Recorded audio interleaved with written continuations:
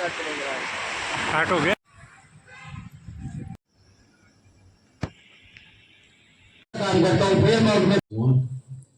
अवधि शर्मा, प्राध्यापक पूर्व में वेद विद्यार्थियों को वेद पढ़ाने का दायित्व है। 10 साल मैंने महाराज वरिष्ठ उपाध्याय संस्कृत विद्यालय बड़े चौपड़ में वेद पढ़ाने का दायित्व वहन किया और वह विद्यालय मुस्लिम समुदाय के बीच में है। तो जब मैं वेद पढ़ाता था तो अनेक मुस्लिम समुदाय के विद्यार्थी भी आकर खड़े हो जाते थे, ये क्या पढ़ा रहे हैं, और उनको भी मैं समझाता था कि आपका धर्म अलग है, लेकिन जो ये विद्या है, पौरुषेय ये विद्या है, इनको पढ़ने से आपको अपने धर्म की और अपने वास्तविक जो आपका अस्तित्व है उसका ज्ञान होगा। तो उससे प्रेरित होकर वे मुस्लिम समुदाय के विद्यार्थी भी गीता का अध्ययन करते थे, धर्मशास्त्रों का अध्ययन करना उन्होंने गहनता से प्रारंभ किया और कई उन्होंने प्रश्न भी किए कि गुरुजी आपके वेद में जो है प्रतिमा का जो पूजन है वो निषेध बताया है, इसका उदाहरण वो यजुर्वेद में भी देते थे। फिर मैं उनको भी बताता कि ये मतांतर में ये है कि वास्तविकता ये है। और उसी सीमा में एक सिंधी समाज से एक बालक मेरे पास आया और उसने वेद पढ़ने की इच्छा की। कई बाधाएं भी आई, कई लोगों ने, विद्यार्थियों ने भी कहा कि गुरुजी ये ब्राह्मण न होकर, ये सिंधी होकर कैसे वेद पढ़ेगा।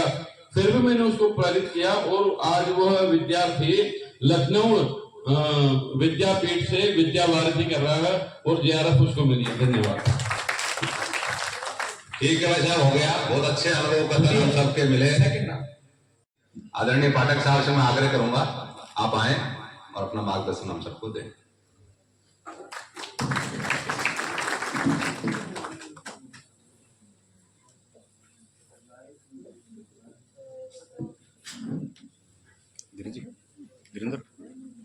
वीरेंद्र जी। सम्मानीय मंचस्थ उपस्थित विद्वज्जन और जिज्ञासु, आप सभी का हार्दिक आभार, अभिवादन और अभिनंदन। मतांतरण धन्यवाद से पहले धर्म के लिए पॉलिटिकली करेक्ट होते हुए हमने मतांतरण शब्द का प्रयोग किया। सभी धर्म समान है, ये पॉलिटिकली करेक्ट स्टेटमेंट है। ये स्पिरिचुअली करेक्ट स्टेटमेंट भी हो सकता है, लेकिन ये एथिकली, लॉजिकली, साइंटिफिकली भी करेक्ट स्टेटमेंट हो ये सुनिश्चित नहीं। मानव है, मानक बनाता है, मानदंड रचता है। उन मानदंडों पर लगभग सर्वसहमति भी बनाई जा सकती है। प्रश्न पूछा जाना चाहिए कि जिन मानदंडों पर हम धर्म को श्रेष्ठ, उत्कृष्ट या अपकृष्ट बता रहे हैं, क्या उसके भीतर मानव की समानता और स्वतंत्रता का भाव समान रूप में संरक्षित है? क्या स्त्रियों के प्रति स्वतंत्रता और समानता का भाव समान रूप से प्रसारित है? क्या जीव जंतुओं के प्रति प्रेम और करुणा सिखाई जाती है? क्या अपनी संस्कृति, अपने पूर्वजों के प्रति वैसा ही आभार प्रकट करने सिखाया जाता है? क्या उसकी देशना का हिस्सा है कि वो दार्शनिक चिंतन में पल्लवित, पुष्पित और प्रफुल्लित होगी? क्या उसके भीतर वैचारिक स्वतंत्रता के अवकाश उतने ही दिए गए हैं? क्या आज की वैज्ञानिक चेतना की दृष्टि से उसके भीतर कोई निर्बाध प्रवाह की गुंजाइश रखी गई है? ये मानक अष्टावक्र हो सकते हैं। कोई एक दृष्टि से सुसंगत दिखे, अगली ही दृष्टि से असंगत भी दृष्टि हो सकता है। कोई भी व्यवस्था यदि वो बाह्य जगत से जुड़ी है तो वो सनातन नहीं, वो परिवर्तनीय। धर्म के 3 अंग, 3 आयाम होंगे। एक आयाम जो आत्मा से, अध्यात्म है, कोई भेद नहीं। वो जड़ चेतन पशु पक्षी जीव जंतु स्त्री पुरुष सबसे परे जाकर एक में एकाग्र ऐक्य भाव से देखेगा। एक भाव उसकी सांस्कृतिक चेतना से निर्मित होता है, सामाजिक चेतना से निर्मित होता है। मैं हिमालय में रहूंगा तो मेरा खान पान कुछ भिन्न हो सकता है, मैं दक्षिण भारत में रहूं मेरे जीवनचर्या कुछ भिन्न हो सकती है, मैं मरुस्थल में रहूं तो कुछ भिन्न प्रकार की कल्पना जन्म लेगी, और मैं सागर तट पर रहूं तो कुछ भिन्न प्रकार की जीवन शैली विकसित होगी। ये हमारे धर्म का सामाजिक हिस्सा है। धर्म का सामाजिक हिस्सा परिवर्तनीय है और होना भी चाहिए। युग बदलेंगे, युग धर्म बदल जाएंगे, न बदलेंगे तो चीजें आपको बदलने के लिए बाध्य कर देंगे। हमारे ही नैरेटिव सेट कर दिए जाते हैं। मैं आज जिस रूप में उपस्थित हूं, एक प्रश्न उठाकर देखा, मेरे परिधान का कितना हिस्सा भारतीय संस्कृति से मेल खाता है? ये शर्ट, ये पैंट, ये माइक, ये सारी चीजें। लेकिन एक बात तो तब भी हो सकती है कि मैं इसके बावजूद एक सनातनी हृदय रख सकूं। कोई ग्रंथि नहीं हो। होना तो ये चाहिए कि मैं धोती कुर्ता भी पहन के जाऊं तो मन में कभी ऐसा संकोच न हो। मैंने तो टाई से ज्यादा अनुपयोगी और गमछे से ज्यादा उपयोगी वस्त्र नहीं देखा। लेकिन गमछा लेकर जाऊं तो लोग कुछ मानसिक रूप से अर्थ आपके पास पहुंच गया शायद। एक प्रश्न, एक संयोग से हम लोग भारतीय प्रशासनिक सेवा, मान लिया जाता है कि कालखंड है आक्रमण। कुछ चीजें तलवारों ने सुनिश्चित की, कुछ तुलाओं ने सुनिश्चित की। जब इतिहास पढ़ाया जाए तो उसे ठीक से पढ़ाया जाना चाहिए।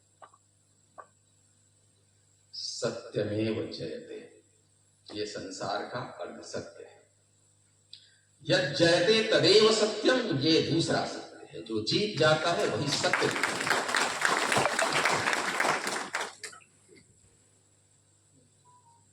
जो विजयी हो गए उनकी विजय गाथाएं इस प्रकार से प्रसारित की गई कि जैसे उनके भीतर सब अभूतपूर्व गुण। ये अर्थ सत्य। इतिहास की किताबें हमने भी पढ़ी। पढ़ाया जाता है कि हिंदू धर्म पर इस्लाम के प्रभाव, ईसाइयत के प्रभाव। ये भी तो प्रश्न उठाना चाहिए कि इस्लाम पर हिंदुत्व का क्या प्रभाव पड़ा, ईसाइयत पर क्या प्रभाव पड़ा। आज दुनिया में सर्वाधिक उदार इस्लाम कहीं पर बचा हुआ है या विकसित हो सका है, वो केवल भारत की भूमि पर। ऐसा क्यों है और क्यों नहीं पढ़ाया गया? जो जीतता है हमेशा सही नहीं होता। बर्बरता और सभ्यता जब भी टकराएंगी, बर्बरता जीत जाएगी। इस पूरे सभागार में 5 हिंसक आतंकवादी आएंगे और ये सारे पराजित हो सकते हैं। इससे वो श्रेष्ठ नहीं होगा। जय पराजय से महानताएं लिखी ही नहीं जाती। वो जीत गया एक बार है। महाराणा प्रताप जीते या हारे, इसकी महत्ता इस बात से निर्भर नहीं करती कि वो जीते या हारे। उन मूल्यों से निर्धारित होती है कि वो किन मूल्यों के साथ आगे बढ़ा।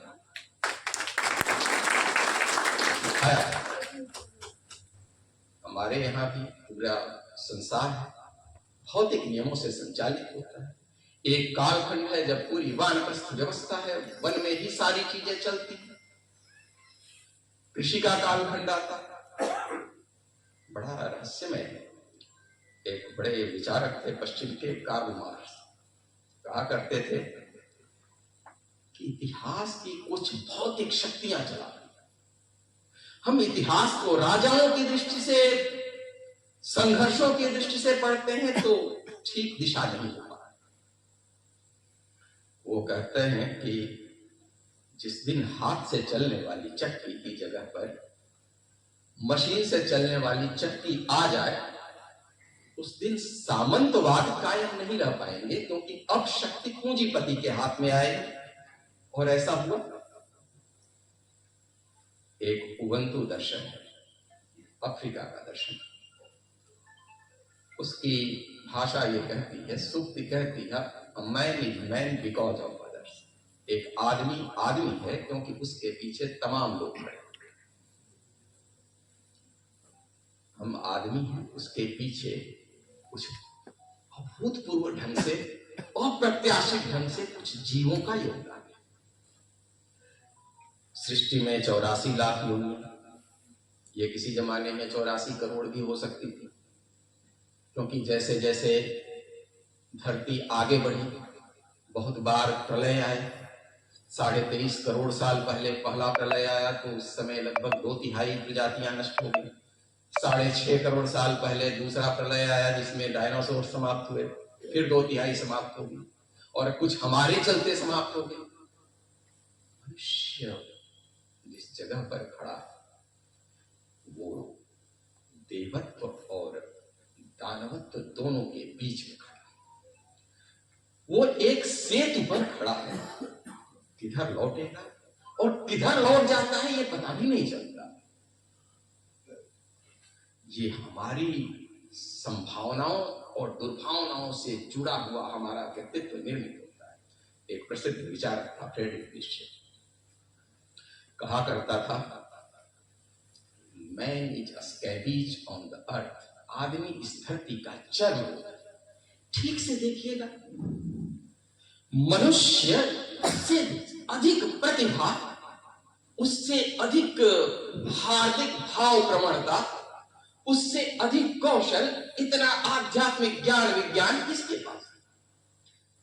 तो बौद्धिक रूप से हम सर्वश्रेष्ठ होते हैं, और कृत्यों के लिए हम धरती के सबसे निकृष्टतम जीव थे। इसके लिए भी कोई अलग से प्रमाण की आवश्यकता नहीं। उसको समझिए, सोचिए जरा, परमात्मा ने कभी जन्म लिया और तय किया हो कि तुम्हारे साथ मैं इस धरती को स्वर्ग बनाने भर की संभावना देकर भेज रहा हूं। ये सारे पशु पक्षी, ये पेड़, ये तुम्हारे पूर्वज है, ये भाई हैं, बंधु हैं। इनके भीतर थोड़ी मेधा कम रखी गई, थोड़ी देखभाल करना। जब जाएंगे लौट कर तो क्या मुंह दिखाएंगे? कौन से धर्म का पालन करते हैं? विषयांतर न हो, इसलिए विषय पर लो।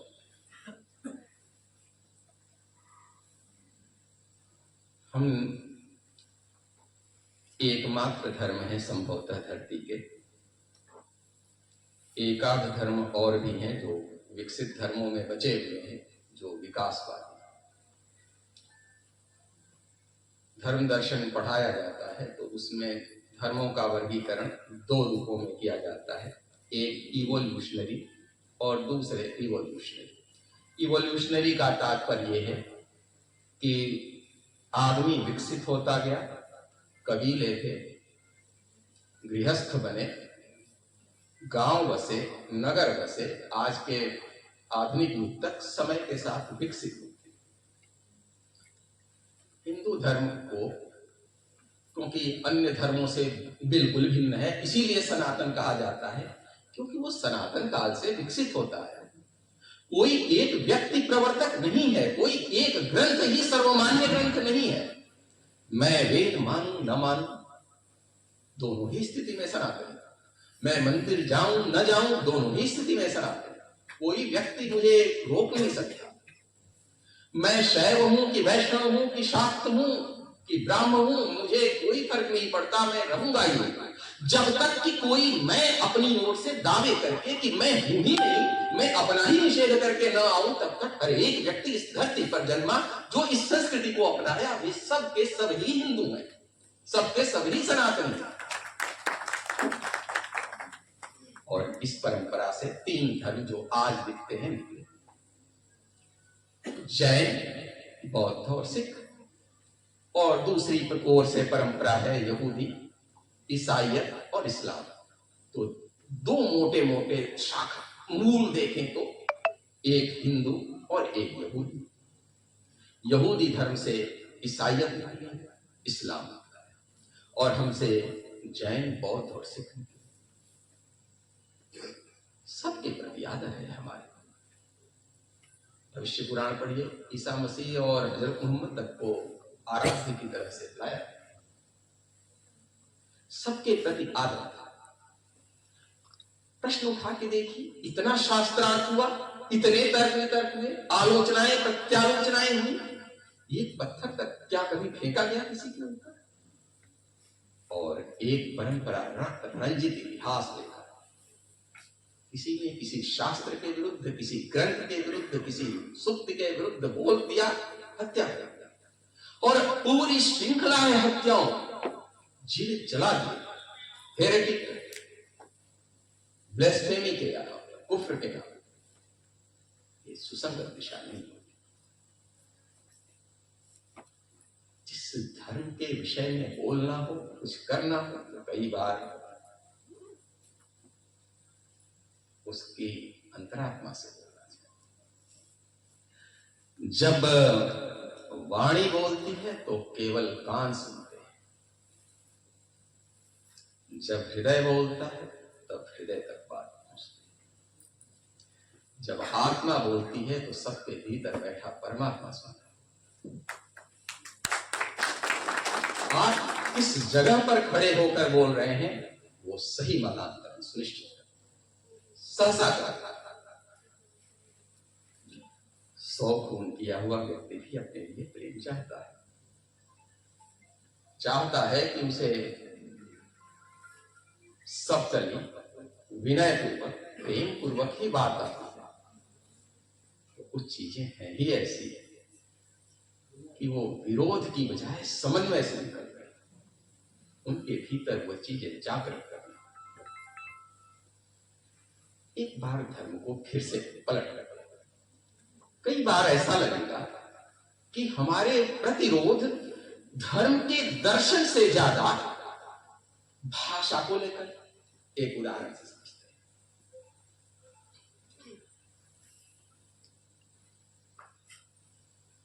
इस्लाम के 5 आधार स्तंभ, हज, नमाज, कलमा, ज़कात। एक प्रश्न उठा के देखो, अगर हज का अर्थ तीर्थ यात्रा किया, नमाज शब्द बहुत कम लोगों को पता होगा, नमस शब्द का ही रूपांतर है। कलमा प्रार्थना है, ज़कात दान है। अगर हम शब्दों के इस संघर्ष को भूल जाएं तो पाएंगे कि एक ही बात को कहने की 2 विधाएं, वो टकराव होगा। क्या आपको लगता है कि जिसे हम आज संत कहते हैं और अंग्रेजी में सेंट कहते हैं, क्या एक ही भाषा परिवार से एक ही शब्द के 2 उच्चारण नहीं? एक को मुनि कहते हैं, एक को मॉन्क कहते हैं, तो क्या एक ही शब्द के 2 उच्चारण नहीं है? श्री कहते हैं और सर कहते हैं, 2 लोगों के बस उच्चारण का भेद है। और बहुत बार ऐसा होता है कि जो शब्द हिंदी में संस्कृत के शब्द ठीक ढंग से सुरक्षित न रह पाए, वे अंग्रेजी में सुरक्षित हैं। मैं उदाहरण से समझा।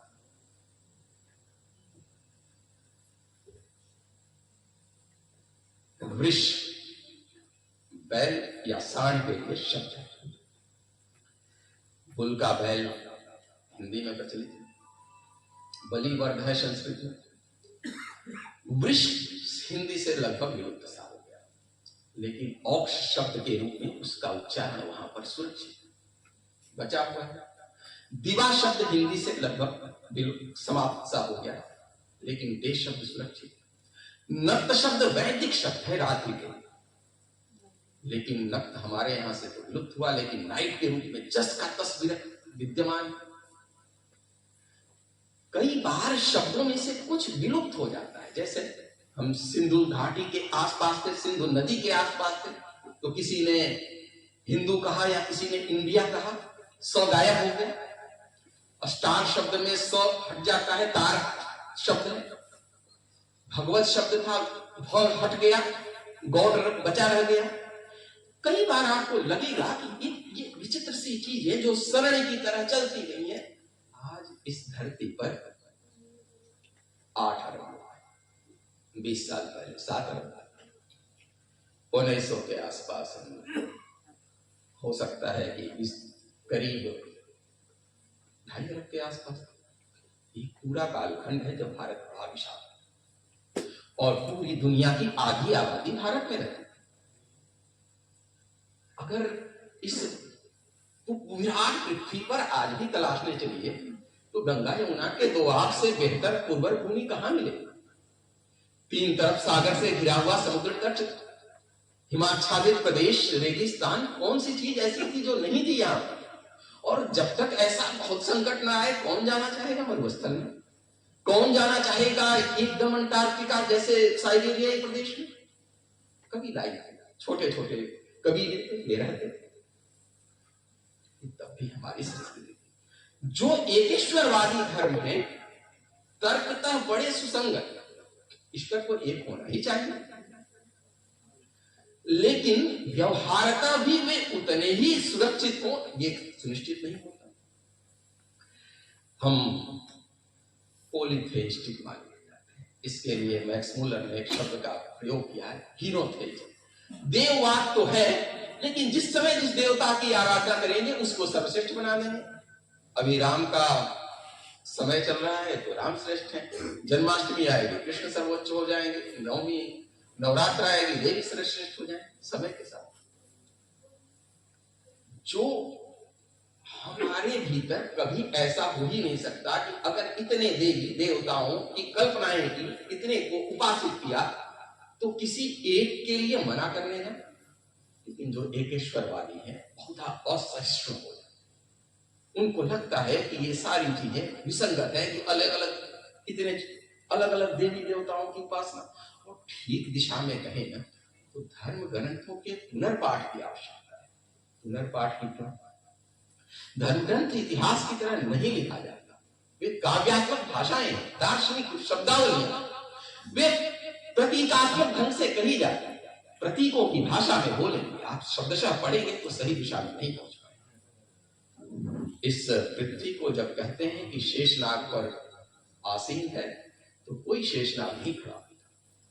इस पूरी जिस गैलेक्सी या मंदाकिनी को कहते हैं, वे सर्पिल आकार की है, उसके भीतर पृथ्वी आसीन है, अपने आप ही वो उसी रूप में दिखेगी।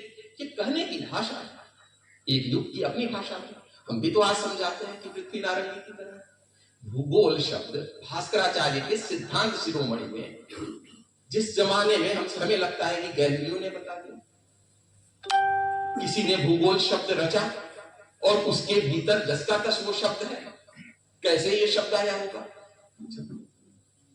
शब्दों के ऊपर चलते हैं, जबकि किसी आपको अपना ज्ञान, अपना विज्ञान, अपना ध्यान, तीनों चीजों में अभूतपूर्व शक्ति। ज्ञान की बात करें, जिस जमाने में लोग ठीक से बोलना नहीं जानते थे, उस जमाने में 12 विश्वविद्यालय जला दिए, नष्ट कर दिए। एक तराजू पर पूरी निष्ठा के साथ कहना, एक तराजू पर संस्कृत और उसकी सहोदरा प्राकृत, पाली और अपभ्रंश के ग्रंथों को रखी 300 साल पहले, और फिर दुनिया के सारे ग्रंथों को दूसरे तरह। अगर तोल के भाव में भी देखेंगे ना, तब भी हमारे ग्रंथ भारी, कोई गणना नहीं की जा सकती कि संस्कृत के कितने ग्रंथ रचे, कितने ग्रंथ। और जिन्हें आज भिन्न समझते हैं ना, राम बड़े विवाद में है। राम का नाम राम से पहले से चला आता, परशुराम में तो राम था ही था, ये ओम के बाद, इसलिए पहले से चला आता।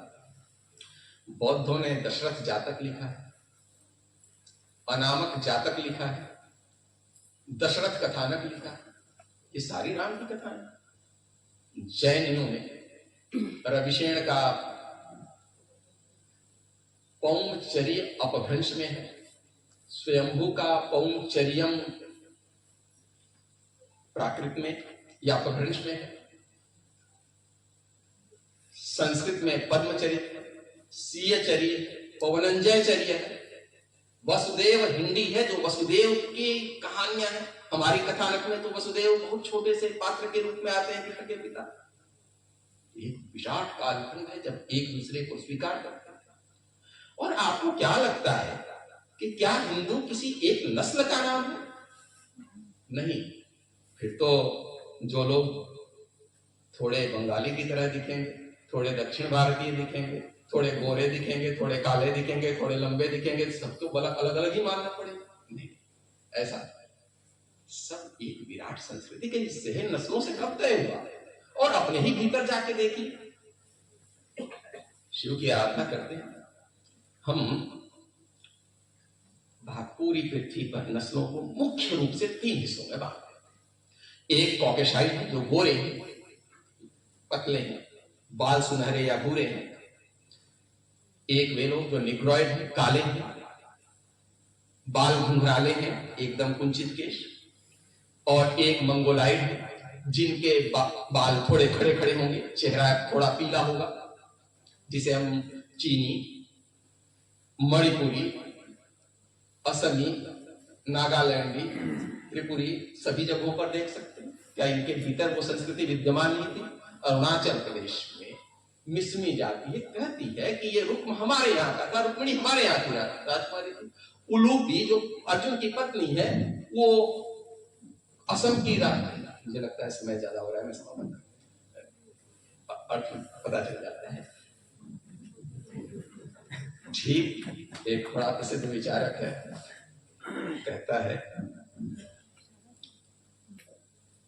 ठीक समय पर जन्मो और ठीक समय पर मर जाओ। अगर ठीक समय पर हम रुग्ण हुई चीजों को मरने नहीं देते, ठीक समय पर चीजों को सुधारने की कोशिश नहीं करते, तो विसंगतियां चलेंगी। एक बड़ा कालखंड है, दुनिया कहीं बची रह लग सकता है आपको कि विवाह में तो भोज का आयोजन ठीक है, लेकिन मृत्यु में भोज का आयोजन थोड़ा ठीक नहीं है। थोड़ा और सुधारेंगे तो हर चीज सुधरता है। क्या सती प्रथा नहीं सुधरती? क्या विश्व समाप्त नहीं होगा? चीजें बदल गई और बदलना चाहे तो बदल। चलते चलते क्योंकि बात लंबी होती चली जाएगी। हम अपनी संस्कृति को जब देखने चले तो सचमुच ये बड़ी विराट है। जिस समय लोमश ऋषि की बात करते हैं वे रोम के, मय मतम की बात करते हैं, जो ग्रंथ लिखा गया है स्थापत्य पर, माया सभ्यता के मय से मैदानों का लाभ। जिन लोगों ने डेटी शब्द दिति शब्द के लिए प्रयुक्त किया है, वे सारे जिसे आज हम दैत्य करते हैं, वो उस परंपरा में उन्होंने दिति को देवी मानी। 2 लोगों की अपनी अपनी भाषाएं हैं, जिसे हम कभी सोचा है। आज सरस्वती का ये प्रतीक नीचे लगा हुआ है, इसके साथ हमने 3 देवियों की कल्पना की। हमने कभी सोचा है कि एक ओम ऐं ह्रीं क्लीं चामुंडाई, काली का भी बीज कर्णेश रूप में क्लीं होता है, लेकिन सरस्वती के लिए ऐं क्यों रखा है? और क्यों रखा गया होगा ऐं? तो कोई शब्द मिलता जुलता तो मिलना चाहिए। शारदा, शकुंतला, कोई ऐसा शब्द कुछ तो नहीं मिलना चाहिए, नहीं है। या कुंदेन्दु तुषार हार धवला, कैसी गोरी है कुंद की तरह, मोगरे या बेले के फूल की तरह। इंदु माने चंद्रमा की तरह, तुषार बर्फ की तरह। ऐसा गोरा रंग किसकी पहचान? कॉकेशाइड की। कश्मीर में जो लोग हैं वैसे लोगों की पहचान ये बताती है। एथेना एक गॉडेस, रोम तक हमारी संस्कृति, और एथेना गॉडेस जो थी उनका ऐन आज तक बचा हुआ। कभी देखा है भारत में इसको? नहीं देख पाए, क्योंकि वो शारदीय क्षेत्र का ही पक्षी है। हमने शारदीय क्षेत्र के यूरोप में देखेंगे खूब हंस मिलते, उस पक्षी को आज तक बचा रखा, हंसवाहिनी के रूप में हम कहते हैं।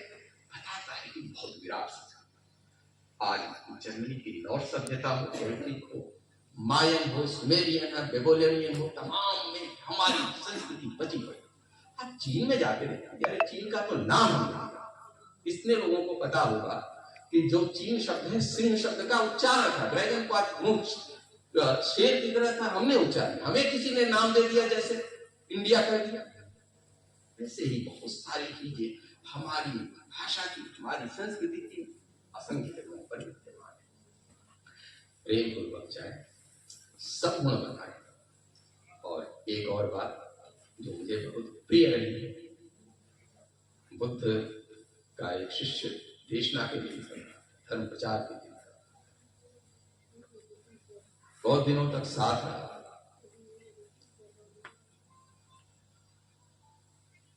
चलते हुए पूछा कि कोई आखिरी संदेश, कोई आखिरी देशना। उन्होंने कहा धर्मोपदेश करना, कभी आवश्यकता पड़े तो शब्दों का भी। आपका आचार, आपकी हार्दिकता, आपकी बौद्धिकता अपने आप इतनी, इस वृक्ष के भीतर हम एक वटवृक्ष है, इसके भीतर असंख्य संभावनाएं हैं, असंख्य पक्षी बैठ सकते हैं, असंख्य फल फूल इस पर लग सकते हैं। बस वो स्वाभिमान जागृत हो जाए, वो लिप्सा जागृत हो जाए। श्री गुरु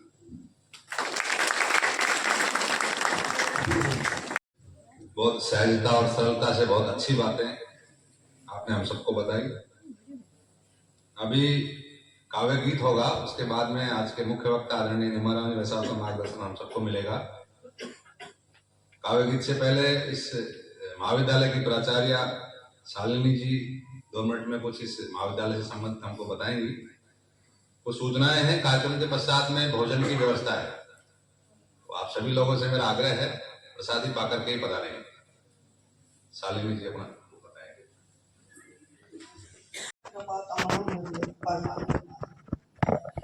सम्माननीय मंच पर विराजमान निर्मराम जी भाई साहब, के पाठक साहब, अशोक जी भाई साहब, इस मंच पर इस सभागार में विराजमान समस्त अतिथिगण, विद्वद्गण, बहुत सारे लोगों को तो इस महाविद्यालय के बारे में पता है जो नीचे बैठे हुए हैं। मैं मंचस्थ लोगों के लिए जो इस महाविद्यालय के लिए नए हैं उनके लिए बताना चाहूंगी कि कछवा वंशीय महाराज राम सिंह द्वितीय के द्वारा 1852 में संस्कृत पाठशाला के रूप में इस महाविद्यालय की स्थापना की गई थी और स्थापना का उद्देश्य था संस्कृत परंपरा और हमारी भारतीय शास्त्र परंपरा को सुरक्षित रखना, शास्त्रीय परंपराओं के ग्रंथों को सुरक्षित रखना, विद्वत परंपराओं को सुरक्षित रखना।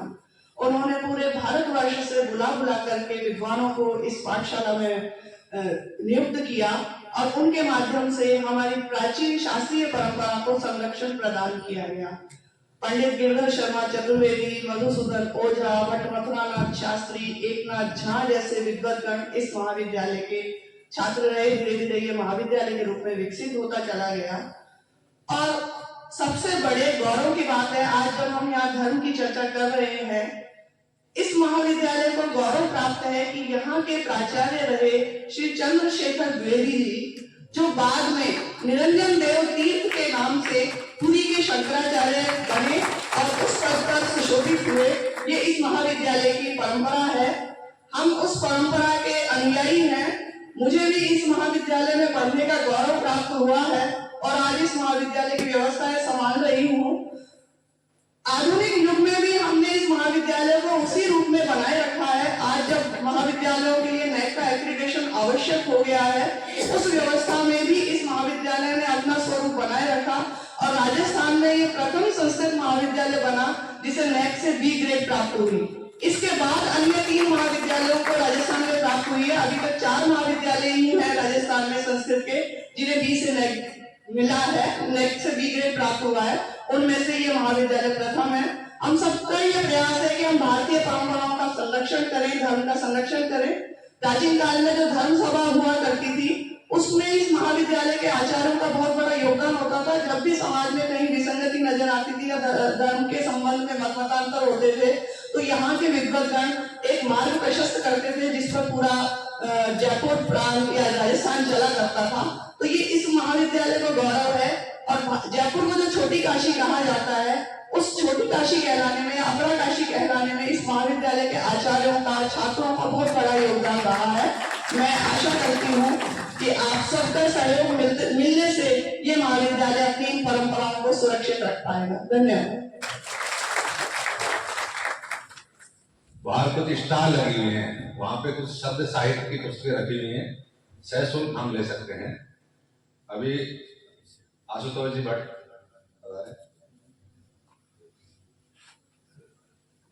जिन्होंने रजिस्टर में अपना नाम नहीं लिखा, बाहर टेबल पे रजिस्टर रखा हुआ है, उसमें अपना नाम नहीं लिखा, कृपया जाते समय उसमें अपना नाम लिख दें।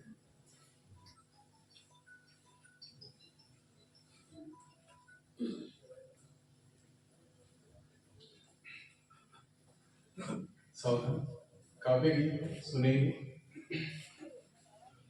संस्कृति सबकी एक चिरंतन, खून रगों में हिंदू है। विराट सागर समाज अपना, हम सब इसके बिंदु हैं। संस्कृति सबकी एक चिरंतन, खून रगों में हिंदू है। राम कृष्ण गौतम की धरती, महावीर का ज्ञान यहाँ, वाणी खंडन मंडन करती। शंकर चारों धाम यहाँ, जितने दर्शन राहें उतनी, चिंतन का चैतन्य भरा। पंथ खालसा गुरुपुत्रों की, बलिदानी यह पुण्य धरा।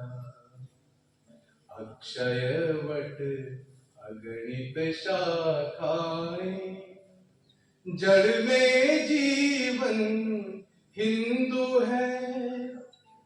संस्कृति सबकी एक चिरंतन, खून रगों में हिंदू है। कोटि हृदय है, भाव एक है। इसी भूमि पर जन्म लिए, मातृभूमि यह, पितृभूमि यह। पुण्य भूमि हित मरे जिए, हारे जीते संघर्षों में। साथ लड़े बलिदान हुए, काल चक्र की मजबूरी में। रिश्ते नाते बिखर गए, एक बड़ा परिवार हमारा। पुरखे सबके हिंदू हैं, संस्कृति सबकी एक चिरंतन, खून रगों में हिंदू है। सबकी रक्षा धर्म करेगा, उसकी रक्षा आज करें। वर्ण भेद मत भेद मिटाकर, नव रचना निर्माण करें। धर्म हमारा जग में अभिनव, अक्षय है अविनाशी है। इसी कड़ी में जुड़े हुए, युग युग से भारतवासी हैं। अथाह यहाँ की महिमा, गहरा जैसे सिंधु है। संस्कृति सबकी एक चिरंतन, खून रगों में हिंदू है। विराट सागर समाज अपना, हम सब इसके बिंदु हैं। संस्कृति सबकी एक चिरंतन, खून रगों में हिंदू है।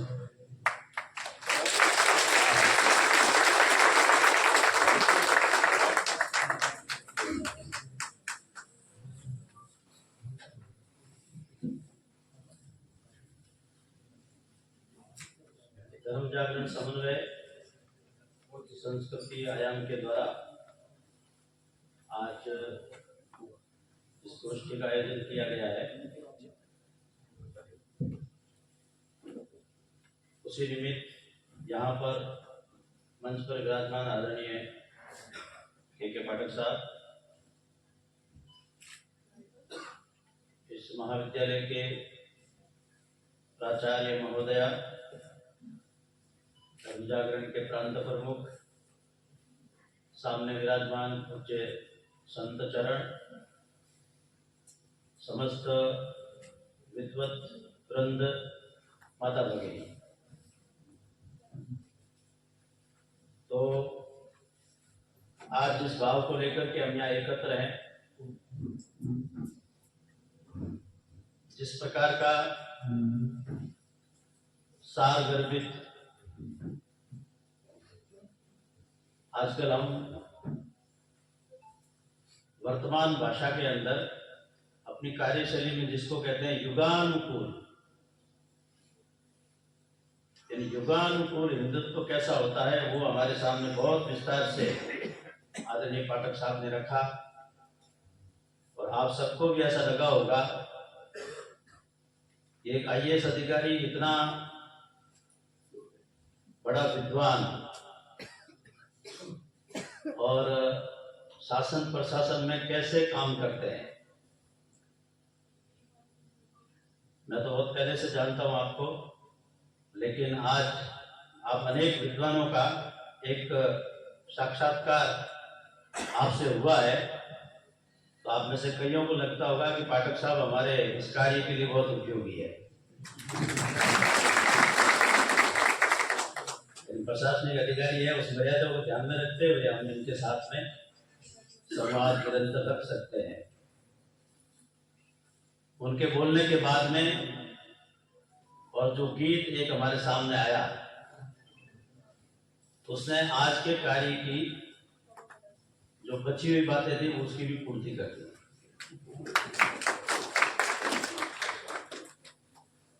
अब मुझे समय के बारे में पता नहीं कितना समय बाकी है। 2 बजे तक। 2 बजे तक तो नहीं है, क्योंकि भोजन मंत्र तो 1 बजे ही था।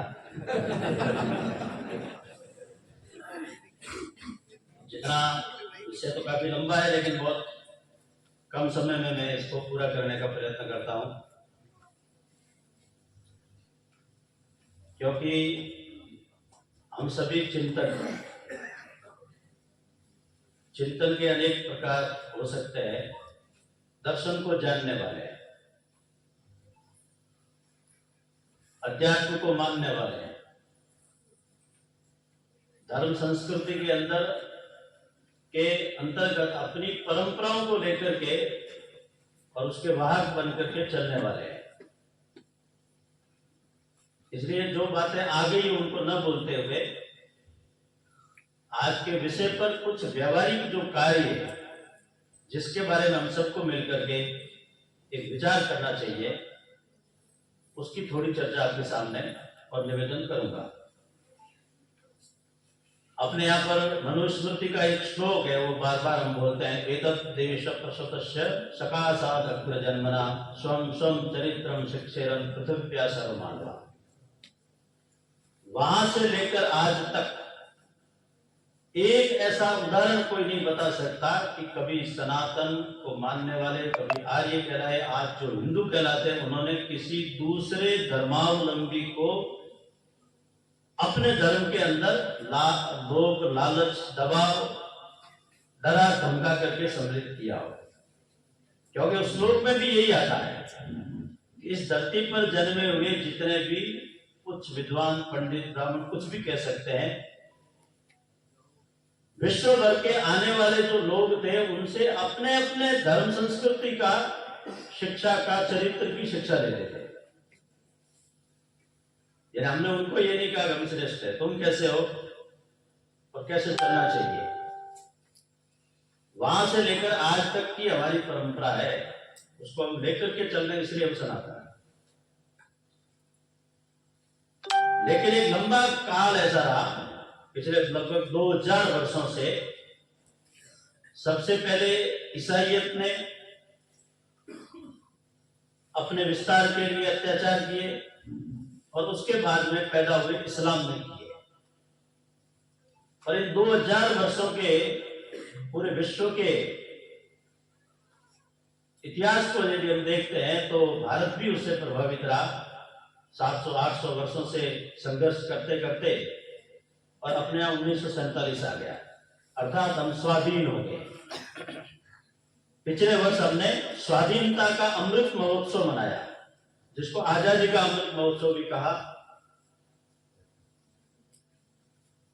तो 47 से पहले हम क्या थे? इसलिए देश क्या है, राज्य क्या है, राष्ट्र क्या है, पाठक साहब के उद्बोधन के अंदर संस्कृति के संबंध में, हमारी विरासत के संबंध में अनेक बातें आई है। लेकिन ऐसे भ्रम भी लगातार चलते रहे। We are nation in the making, यानी हम राष्ट्र बनने जा रहे हैं। तो 47 से पहले क्या थे? हम तो अखंड भारत के पुजारी हैं। तो अंग्रेजों ने अपने देश के अंदर, आप थोड़ा यदि अध्ययन करेंगे, चाहे वो मंगल पांडे के द्वारा शुरू की हुई क्रांति होगी, 1857 का स्वातंत्र्य समर हमने यदि लड़ा होगा, तो अंग्रेज छावनियों के अंदर, यानी सैनिक जो छावनी होती थी उसके अंदर बड़े बड़े पदों पर उन्होंने पादरियों को बिठाया था। ये मिशनरी आज से काम नहीं करती अपने यहां पर। आज से कोई 25 साल पहले हम लोगों का एक, हम संघ के प्रचारक हैं, उनका एक भ्रमण का कार्यक्रम हुआ बांसवाड़ा डूंगरकोटा।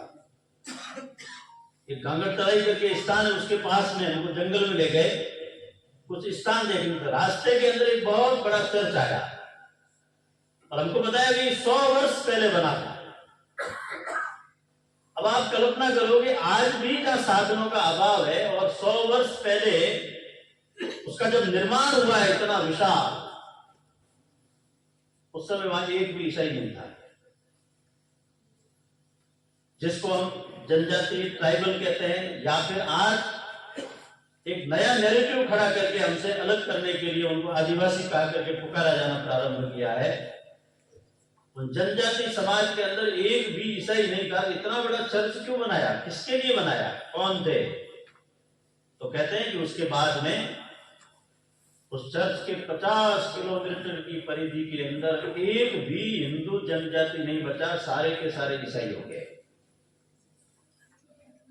अब दुआई देंगे, हमारे यहाँ संविधान है, हम भी मानते हैं। संविधान के अनुच्छेद 25 से 28 के अंदर धर्म के पालना की स्वतंत्रता दी गई है।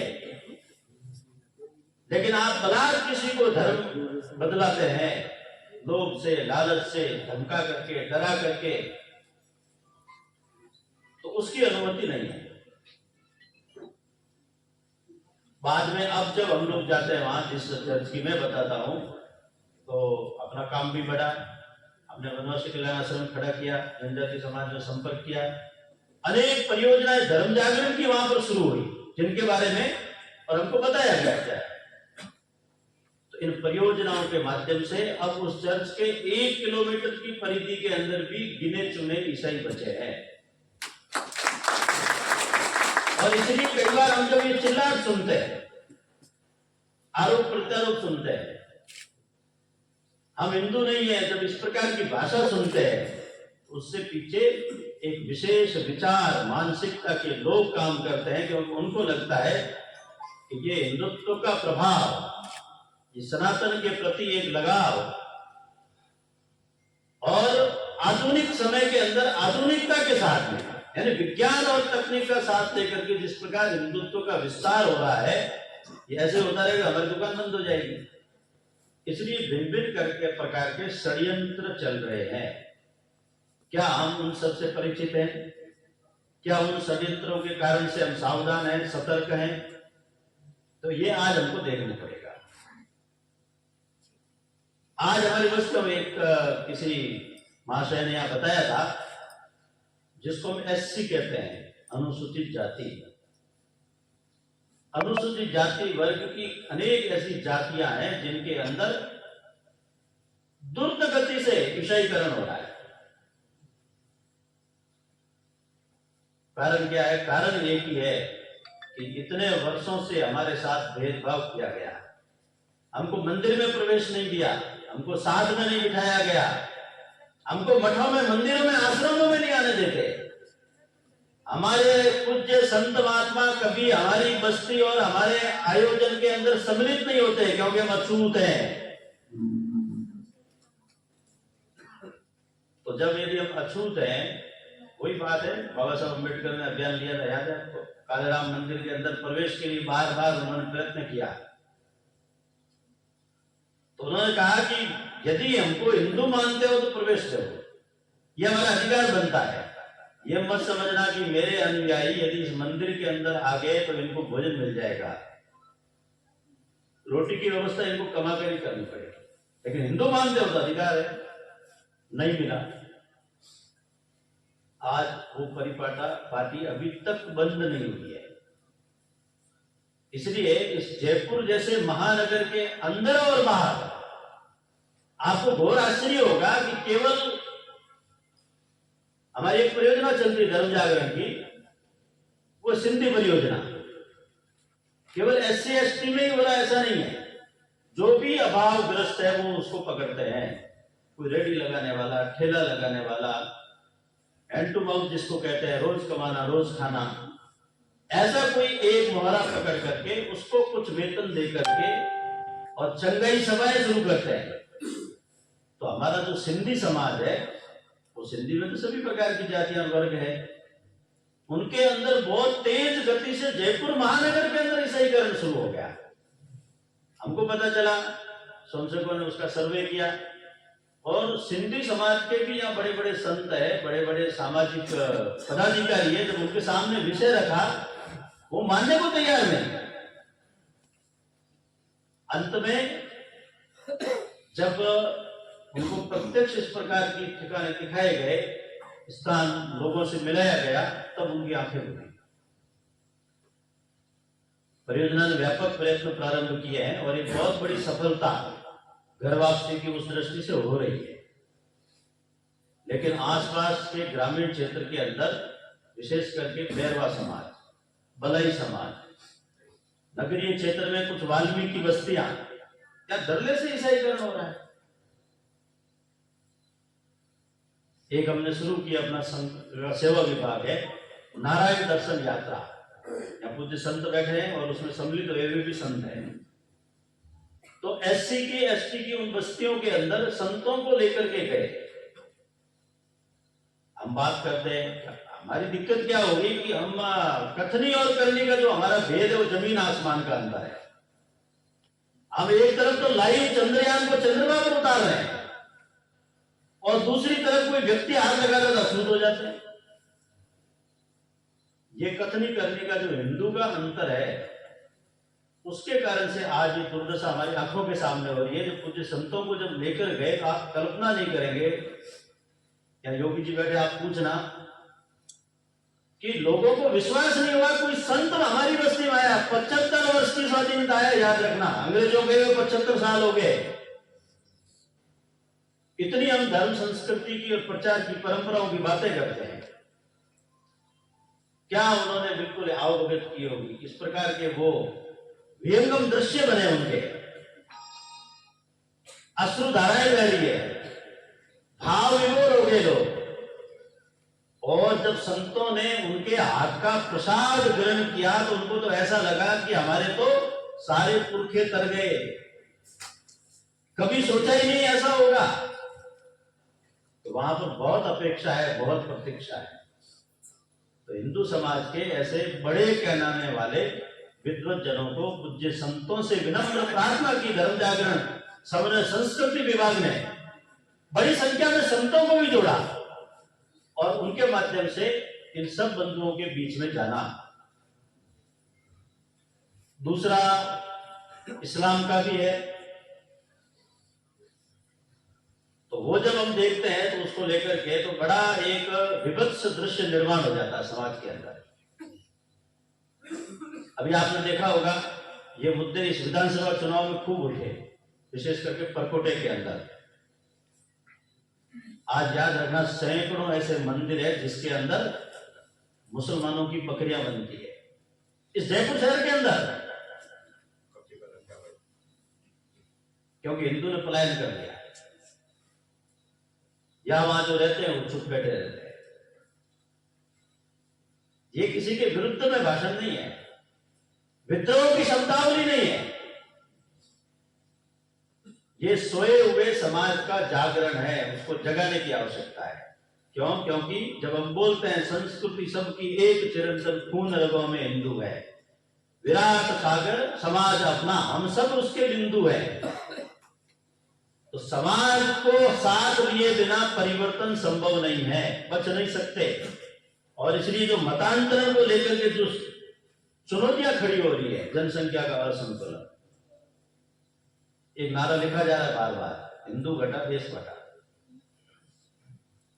क्या होता है जी, क्या हिंदू क्या मुसलमान, ये बड़े प्रगतिशील लोग हैं साहब अपने यहाँ पर।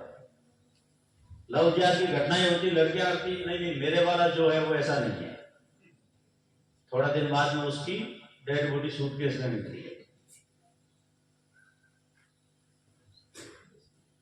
तो जहां जहां पर हिंदू घटा है, या फिर भारतीय मत पंथ परंपराएं जो इस धरती के ऊपर जो पैदा हुई, जिसका पाठक साहब ने बड़ा विस्तार से वर्णन किया है,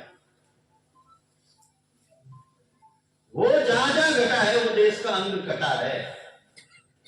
और देश के अंदर जहां पर ये मत पंथ परंपराएं जो भारत में जिनका जन्म हुआ है, या जिसको वृद्ध रूप में हम हिंदू कहते हैं, वो जहां घटे हैं, आंतरिक सुरक्षा पर क्या स्थिति है?